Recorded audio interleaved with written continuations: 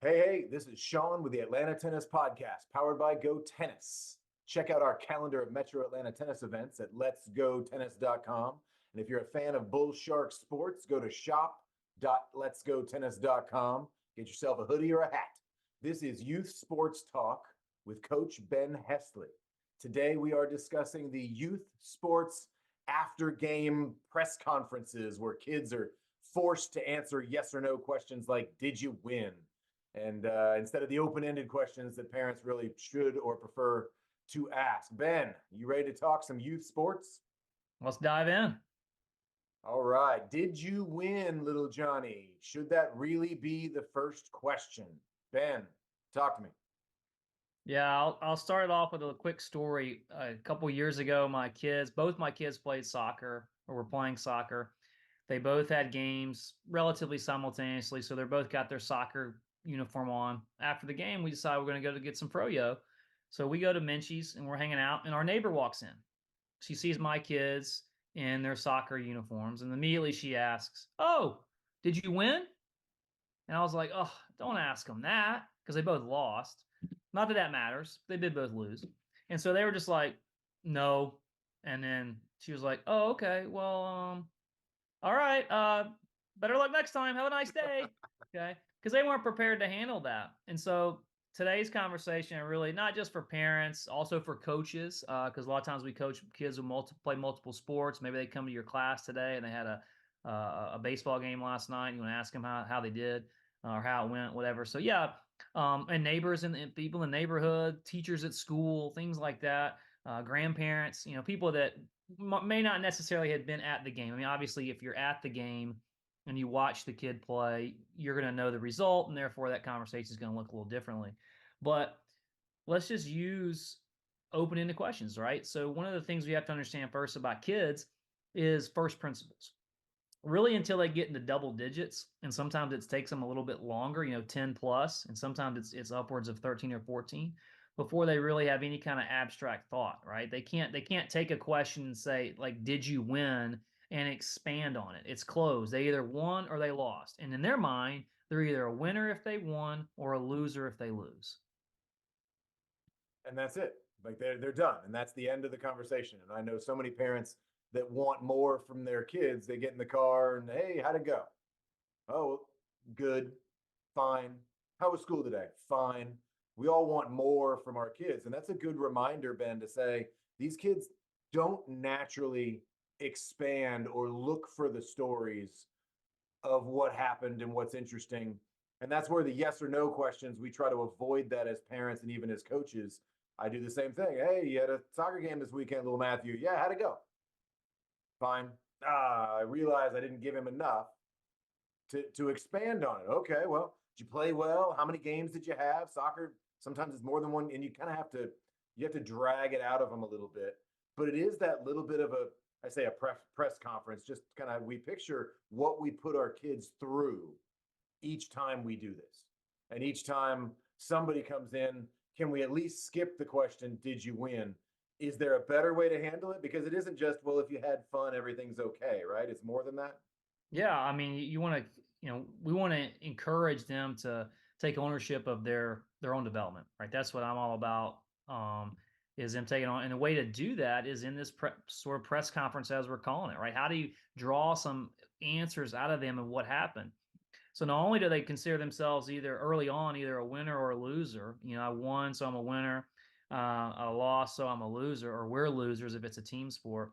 But they also, well, you've got the kid that'll get, they don't have any, they have only concrete thought, right? So they can't think like, well, I really played well, and we've been working on this. I've been working on my layup, and even though I missed a couple, I felt pretty good about it, or whatever, and so if it's tennis, it might be, hey, I lost, but I got 70% of my serves in. That was my goal. We talk about performance goals versus outcome goals. So even though I lost the match, I at least got my serve in as much as I wanted to, and that's really good. So young kids and kids that are just starting competition are kind of hard about that. So sometimes you get the stats kid. That's kind of the next phase, right? We have, did we win? Did we lose? Or did I win? Did I lose? If it's an individual sport like tennis. And then you have the stat kid, the kid who you can say, "Hey, Billy, how did your baseball game go yesterday?" "Oh, I had 3 hits, well, 1 triple, double, and home run. I stole 2 bases, and I threw a guy out at first base." Like he's like the stats guy, right? And that's how kids are. They're so concrete. Like this is what happened. In a game like baseball, it's pretty, pretty concrete, right? I either got a hit or I didn't get a hit. I either got on base or didn't get on base. I'm out or I'm safe. Those sorts of things. So you can quickly get, or in anything, soccer, I scored 3 goals. Like that's what they'll say. Like, how'd your game go? Oh, it's great. I scored 3 goals, right? And so we want to help them dive deeper into more about what exactly happened in their game, what went well, what are some challenges they might have had, and build a conversation around that growth mindset sort of stuff. And that makes me think of a conversation recently we had with Dr. Patrick Cohn, who talks about the mental training that they do. And they really only started about 11 or 12 years old.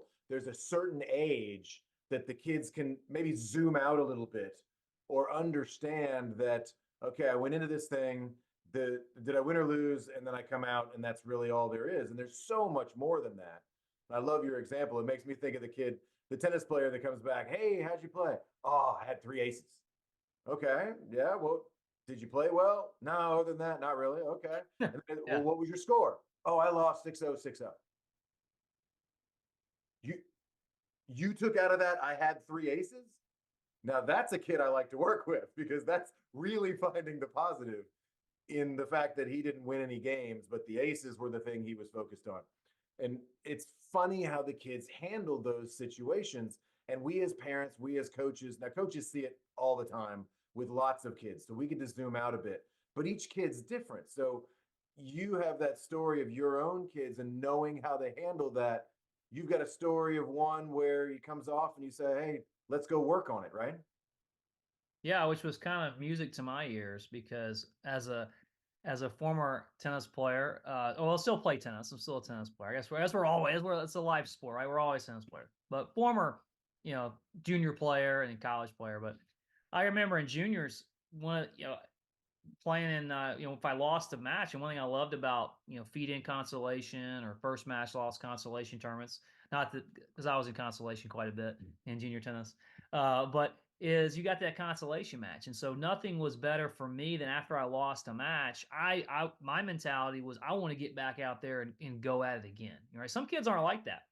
And so the conversations have to be different based on who the kid is. And so if you're the coach of the kid or you're the parent of the kid or someone really closely related to the child, you need to know how to have those conversations and what kind of, because some kids are like, I'm done. I don't want to play tennis ever again. You know, I had a kid one time, actually she went to it, played her first tournament. She lost 6-0, 6-0, went to consolation, lost 6-0, 6-0. I'm talking double bagel, 2 game. And the dad's like, we're never doing this again. It's going to be a while. And she was like, what are you talking about? This was super fun. I had a great time.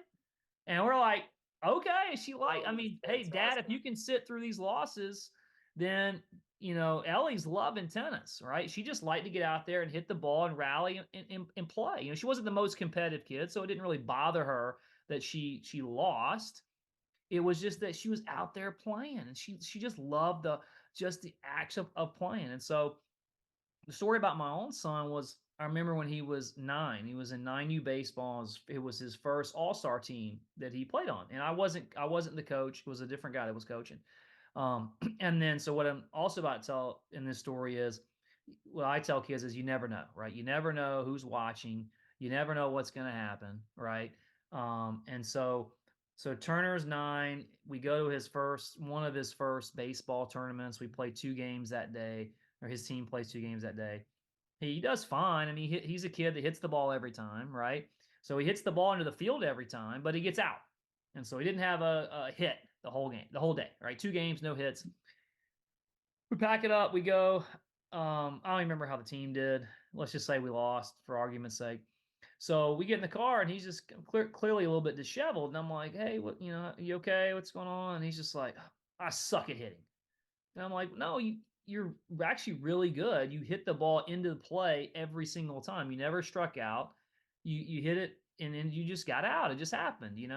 And he's like, and so we kind of worked through that for a second. And I'm like, so very politely, and again, you got to know your kid like this. Like most of the time, I would suggest to parents, hey, let's go do something different. Let's go get some ice cream. Let's go, he's 9. Let's go play on the playground.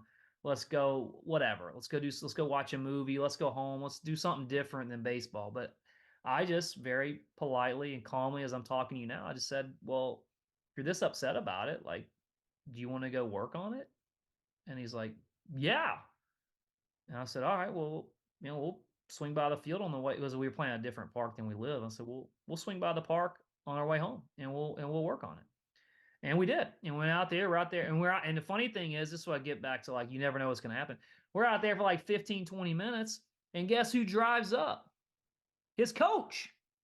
And so just so happenstance that we're there, coach pulls up. He's like, hey, Turner, man, you out there working on your game even after a long day of playing? And this is in the summer too, right? So it's like 95 degrees outside. And so that coach, I mean, it could be the only time you go practice with your kid, right? But the one time you do, your coach shows up and he just happens to be there. And he's like, wow, this kid has got he's really motivated. He's got some high work ethic, because we played 2 long games a day, and he comes out and still wants to practice. And that's huge from a family point of view, from a development point of view. The coach loves it. I joke with the kids. We work with beginners a lot, and pure beginners, and they just don't practice. And then they wonder, especially the parents as well. They wonder why is my kid not any good? Plays 1 hour a week, and we get rained out every 3 or 4 weeks. That's why. You need to go practice. And when you have that kid that says that, the Luke Jensen that's always asking, he's like, are you out there before school hitting serves? Are you working harder than the other kid? Now, when you're 9, it isn't that same Luke Jensen intensity, but it could be the same concept. For me, it was, all right, well, oh man, our 2 hour session is over. I would just keep going until I needed a nap, because it was just the thing that I love to do. So I just keep playing. Hey, you want to go work on your serves when you get home? Yeah. The thing is, I had to eat and do homework, and there are schedules that people have to follow. But it's really great to have that, and then say, okay, well, you're also showing that you want to put your work into it. And in that case, your after game press conference really went well. It's what we hear sometimes from the tour players when they have to answer some questions. They say, I gotta get back to work. Yeah. But it's the key is asking the question and allowing the child to answer, and you as the parent being okay with whatever that answer is. Had Turner said, nah, dude, I just want to go get some ice cream, Let's go. I'd have had to say, okay, that's fine. Because if I'd have said, oh man, come on. You really, if we just go hit a bucket, man, just 1 bucket of balls, you'll be okay. 1 bucket of balls, then it's not his sport, it's my sport. Then it's Right? Andre Agassi's dad saying, let's get back on the ball machine. Yeah. And that's not to say you can't push your kid a little bit, you know? If I work out with my son's 12, he's starting to work out, his team works out, we do a team workout. And in the gym, I might say, hey, he's like, I'm tired today. I might go, hey, dude, come on, man, 1 more set, like just, man, 5 more push-ups, man. Just do 5. If you can't do 5, do 3. Just let's go a little bit more, man. Just, it's like, it's like a statement I've always used is like, when you feel like you can't take another step forward, run a mile. And I don't mean like literally run a mile, but like do a little bit more. The kids always joke with me at my tennis practice, even baseball too. Like, man, Coach Ben says one more ball. He doesn't really mean 1 more ball. It means like 5 more. Last one. Last one, right? And I worked with a girl for years who ended up playing at Rhodes College, and I used to call her the 1 ball girl, because like I would say, all right, last ball, or last ball girl, last ball, Coco. She'd miss it every single time. I'm like, you just can't say that. But we had to talk through her about getting over that. If this truly was the last ball of the match, how would you handle that? But I think the biggest thing is you have to put the ball, pardon the pun, in the kids' court, and let them make those decisions. They want to go get ice cream, go get ice cream. They want to go back to the field and hit more balls, go do that with them. Yeah, and even then, if they don't want to talk about it, Yeah, they don't want to talk about it. then maybe it's next Let week. it go. Remember that match? You want to talk about it now? Give me a little bit. I'm interested to know what happened. If you can tell me about it. And that's just a bit of that is, in my opinion, just good parenting. But not every parent has that experience to handle the post-game press conference with the kid. We deal with it all the time because we're coaches, and we see that happen so often. and trying to get those open-ended questions is really the thing. And we look at the press conferences of the tour players or after the baseball game or whatever it is, and then the journalists are asking these questions. Maybe they're relevant, maybe they're not. Sometimes it's about something else going on. You see the player just with this look like, why are we talking about that? Why don't we talk about my tennis, or why don't we talk about my game that I just played?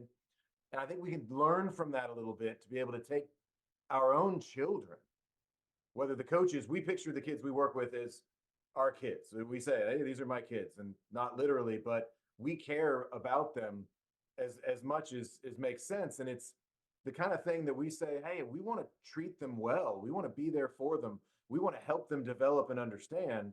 And the parent in the same way. I can only, there's no parent that goes home and says, all right, I'm going to figure out how to be a terrible parent today. It's not a goal, right? I know some are probably capable of it, but if you can just ask, hey, maybe what's the best thing that I can get? What's the best thing for my kid right now beyond just what they want? I just want ice cream.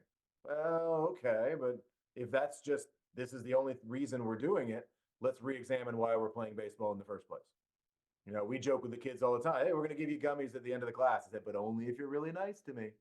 And it isn't about the dynamic there of us just bribing them or giving them what they want after a loss. It's also helping them deal with success or failure or improvement, or maybe even a lack of, oh, I feel like I'm worse than I was yesterday. Okay, well, do you want to look at the numbers? Do you want to hear what I saw? What about your coach? Let's go ask them. So as a parent, and this will be kind of the last thing, is there advice that you have been to be able to say, okay, as a parent, as a coach, is it simply more open-ended questions, or is it caring what they need at that moment? Kind of what's our advice from today? Did we answer the question? Obviously, did you win is the wrong question, but what are some of the right questions? Yeah, I think it's anything that creates conversation. You got to be willing to follow up, right? You ask something like, "How'd it go?" They'll almost say fine or good. I say, well, what's good about it? What I mean, to me, what went well is always a good starter, right? Let's focus on the positive, right? And what went well, or what you enjoy about it. You know, sometimes if I bring kids in, the first, like with the little kids, I mean, usually like kids that are like 8 and under, 9 and under, I will I'll ask them at the end of, we always have a little powwow at the end of practice. And the question with the young kids is always, does anybody remember one game that they really, or drill that we did that they really liked? And they'll name it. Okay. And then you can say from there, you can say, okay, Shaun, you said ring chaser. Okay. So what did you really like about ring chaser? Oh, I get to run and try to catch a ring. Okay, great. That's cool. All right, you can practice with mom and dad at home. With some of our older kids, you know, that once they get in the double digits, the question becomes more on: does anybody want to share what they learned today? Does anybody want to share any challenges that they had that they might have overcome? Or if you didn't overcome them today, how can you move forward and work on them, or whatever. So the two basic questions are: what went well, or what'd you like about it?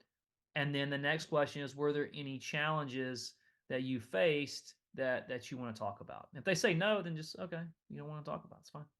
That's great. What went well? What didn't go well? In that case, could we look at this clinically as well without being emotionally upset about it? I think that's great advice. Ben Hestley, coach at Bull Shark Sports. This has been Youth Sports Talk. Thank you so much, Ben. We'll see you next time. Yeah. Have a good day, guys. Thanks.